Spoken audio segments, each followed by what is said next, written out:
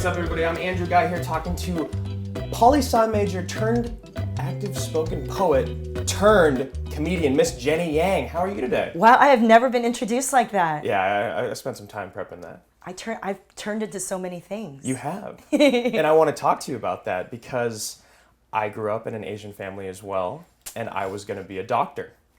Just sure you were. Yeah, right? Until I went to school being a doctor, I was like, there's no way I can You're do like, this. organic chemistry? Screw this. No thanks. I'm going to become an actor. So how did your family take that when you told them initially? They just were mellow. We were at Soup Plantation eating our all-you-can-eat salad. Okay. And I was just like, oh, I'm getting more serious with stand-up comedy. Silence. My mom and dad. And then my dad's like, cool. And then my mom's like, you should eat this broccoli to my dad. And that's it. When you get out of college, you're just trying to figure out what makes you happy. Mm-hmm. And then sometimes you're just like, oh, someone will pay me to do this. So, and I kind of feel like this is meaningful, right? And that's what I did. I worked in politics.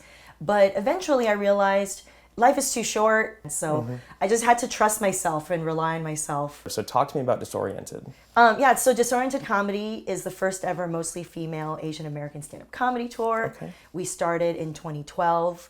And since then, we've produced over 60 live events around the country at colleges and universities, independent theaters, and comedy clubs. Let's talk about Comedy Fest. Yeah! This thing, so it's year 2 coming up. It's Year in 2. Little Tokyo, Echo Park. This is you. This is your baby. Let's talk about it. Like, what on earth sparked this? Did you get what you wanted out of it? Like, how did it go? I think producing Disoriented Comedy, focusing on mostly female Asian American stand-up comedy lineups is very specific, right?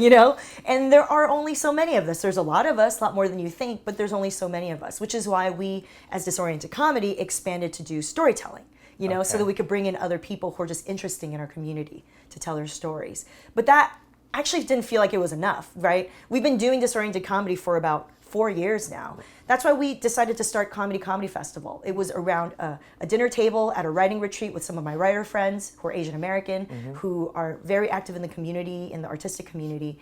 And we're just like, man, we need to just have a bigger platform so that everyone knows each other. So talking about comedy and making people laugh. Yeah. Talk to me about your first set.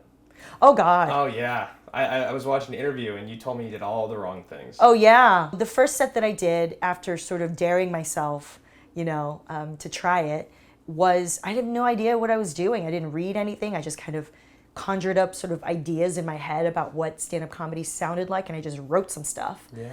And I went to Tuesday Night Cafe, which is a very long-running Asian American multidisciplinary sort of open mic and performance arts space in Los Angeles. And that was the only space that I could really try it out at in my brain, because that's sort of my artistic home. And I did it. I was gonna barf. I usually am very comfortable doing public speaking, but before that I was almost gonna die. And I just read off of these notes and I kind of made people laugh, but it's like I had no idea what I was doing. I was just groping in the dark. But I'm glad I did it. I got sick for like a couple weeks after that because I had worked myself into such a stress ball doing it. But I knew that was an indication that if I actually tried to get better at it, I would grow personally. So the first one is the worst. Yeah. Yeah. Yeah.